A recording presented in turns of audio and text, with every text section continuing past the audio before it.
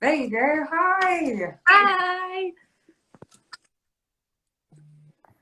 I'm really hoping as well. So let me know if the feedback or delay or sounds dodgy, anyone, Okay. because I had a little listen back to some of the conversation yesterday with Zara, and it sounds like I'm talking over the top of her because like we had a lag. So I just yeah, I don't want to be rude. So How are far, you? so good.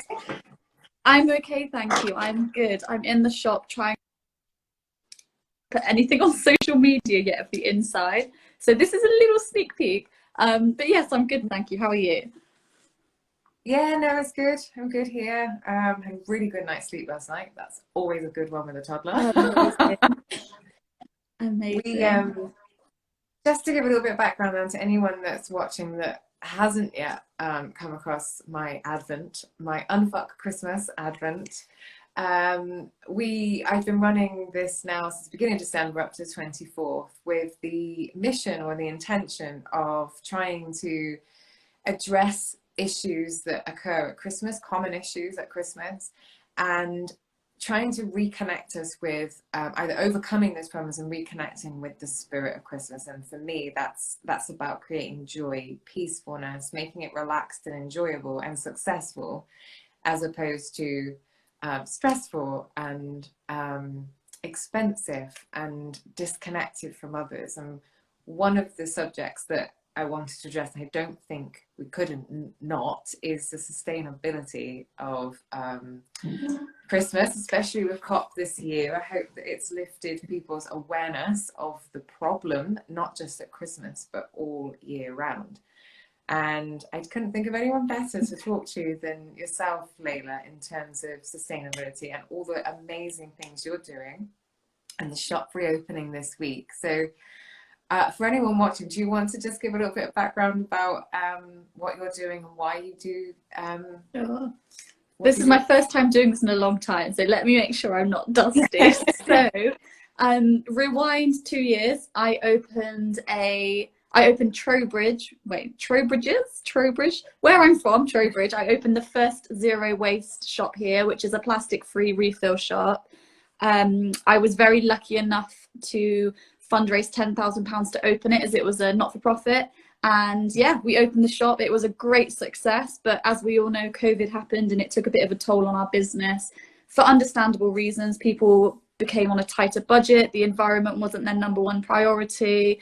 And with it just being myself, there was so much demand, that just trying to maintain some sort of steady business life was very, very hard. So I came to the decision 6 months ago to close that shop down and to start chapter 2. And what that is me and my husband have opened up a very similar business, but it's mainly based on organic food, refilling, and house plants, as you can see behind.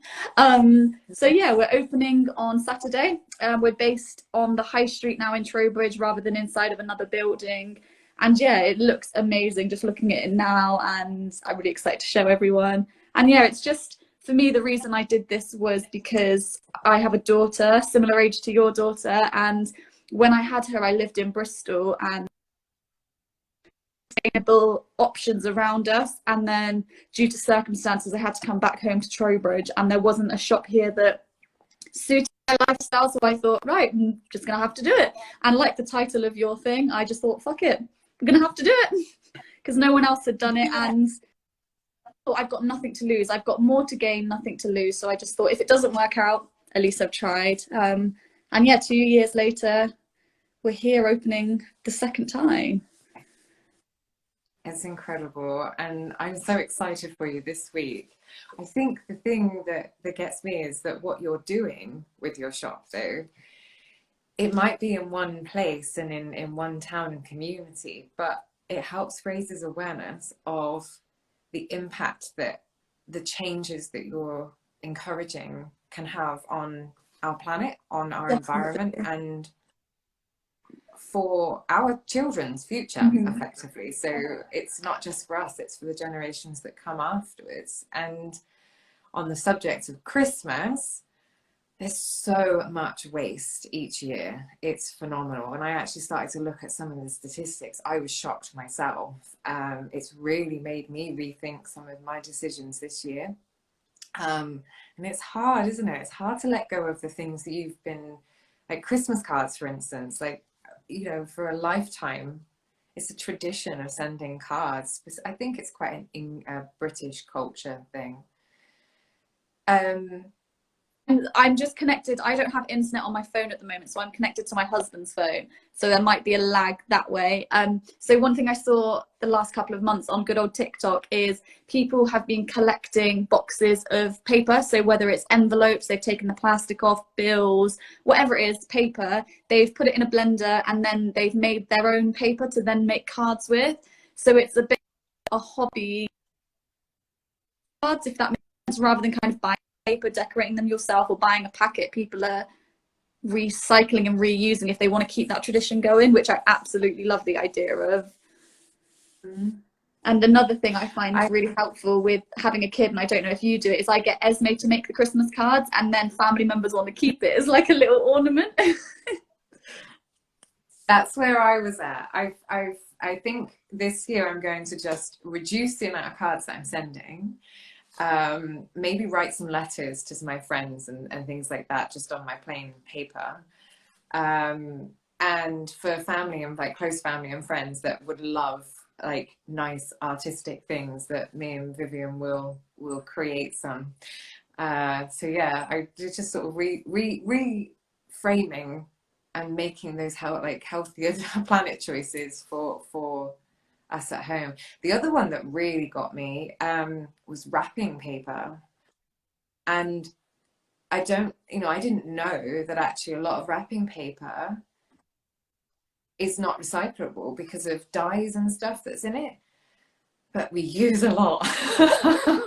So, you know, have you got any thoughts about, I mean, obviously there's alternative choices, but what's your thoughts on wrapping paper? You've got this beautiful Japanese technique, which I learned when I worked in Lush, where you can maybe gift someone a scarf and you wrap their present in a scarf, or you buy a large amount of fabric and you gift it to someone, like the present wrapped in the fabric, and then they fabric or they keep the fabric. There's loads of easy tutorials on how to do it online. Or one thing that we've started doing with Esme is we're like, close your eyes. She closes her eyes, puts her hand out, and then we put the present in her hand without it wrapped. Yeah. Which of course it hasn't got that whole sentimental of unwrapping it, but it's still that surprise because her eyes are closed. So yeah, or there's loads of other newspaper if you read a newspaper, magazines if you use that, or in my shop I sell a toilet roll called Who Gives a Crap, and it comes in beautiful tissue paper, and you can keep that and then use that as wrapping paper. So there's so many options out around us. Some people this doesn't sound beautiful, but you can make it beautiful. Like ASOS bags, you can turn them inside out and use them and then get the kids to draw on it, or decorate it with a bit of ivy. There's so many options to just avoid. Yeah, I love the idea of recycling things though. So what can you use around the home to even if it is plastic or it's come and it isn't, you know, just use it. Try and use those things instead of throwing them out. Yeah. We talk about trees. I'd love to hear your thought on Christmas trees.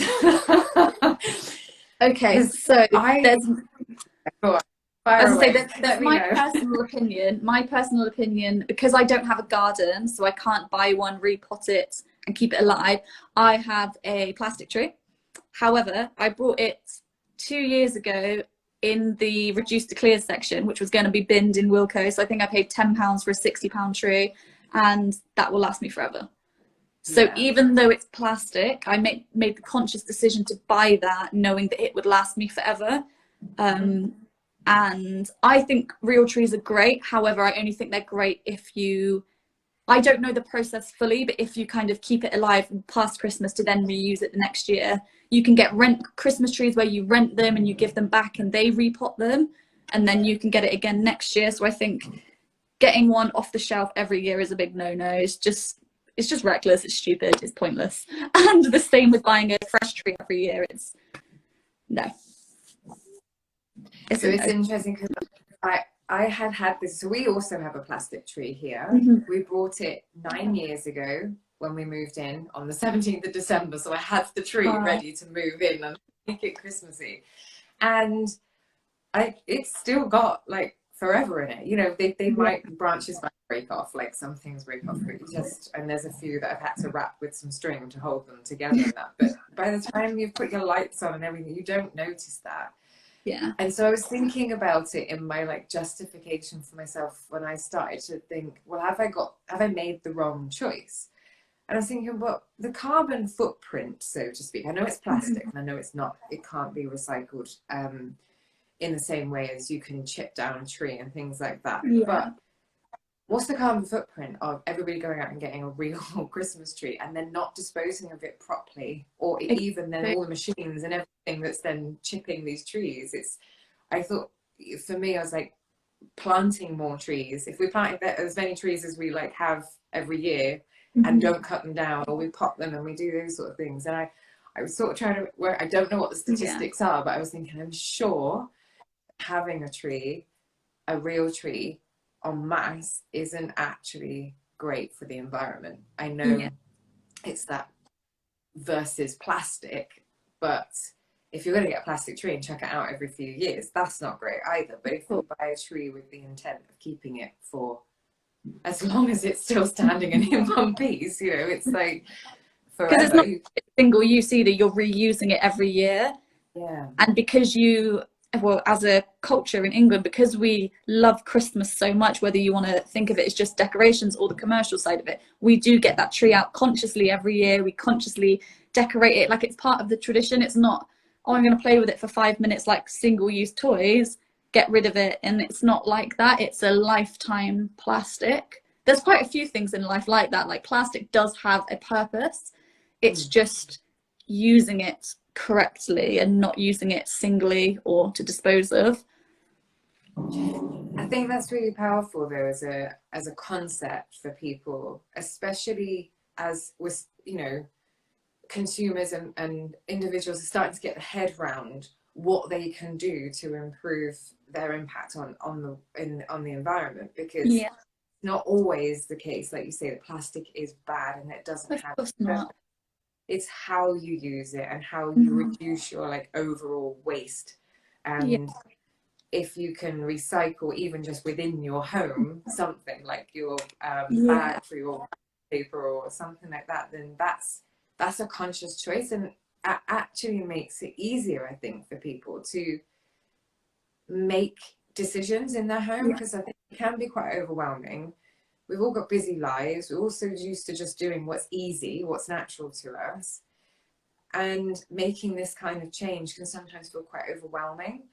But when we think about it and go, well, actually, you save yourself a trip to the shops to get your wrapping paper, because you've got it all in forms of all the bags that came with all the gifts you probably brought online. And it's just that way of balancing.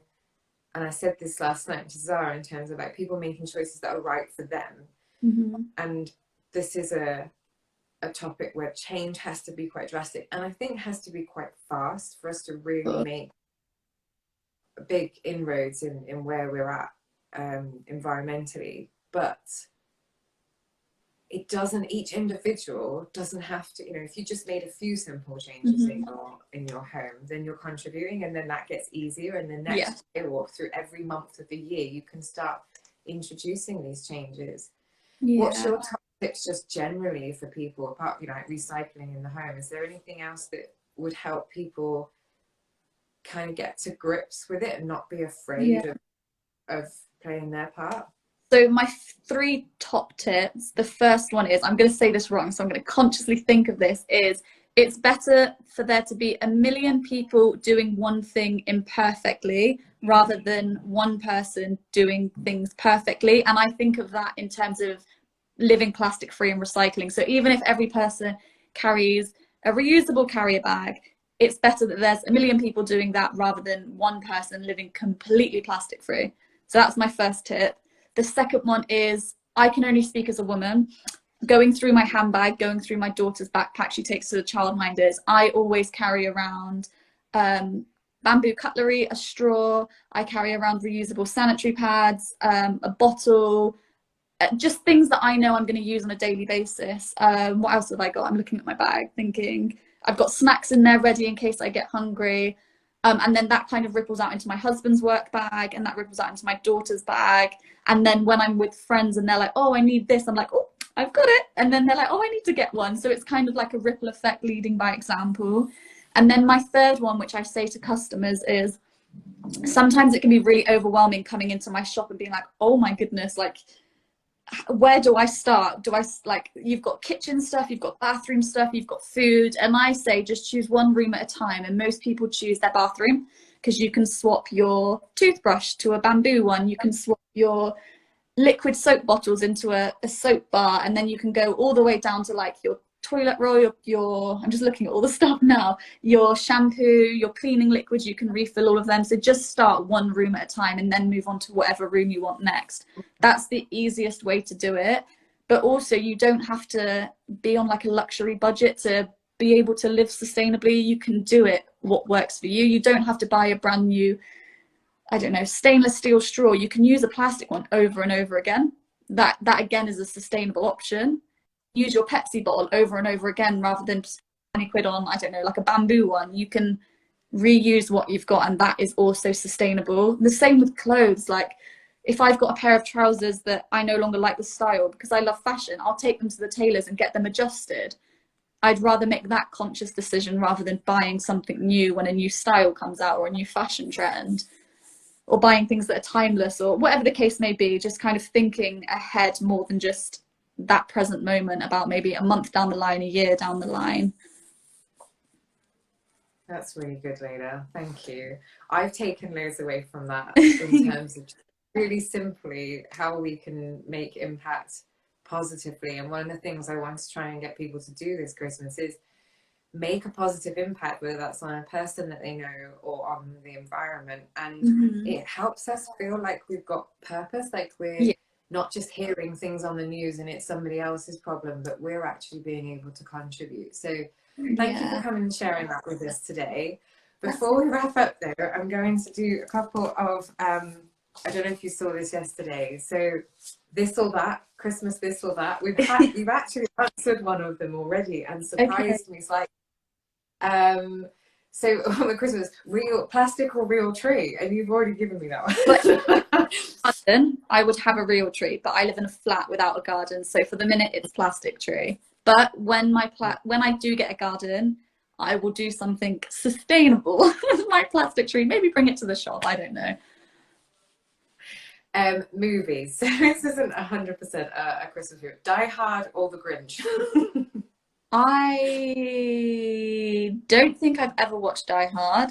I love The Grinch because he's my favourite colour, so I'm going with The Grinch. Grinch. This one yesterday as well, but it's one of my favourite ones. White lights or coloured lights? Okay, so this goes down to my fashion mind. It depends how colourful your home is. If you've got loads of colours in your home, if they complement the colourful lights. If not, white lights. So I don't have an answer. In my house, they're white.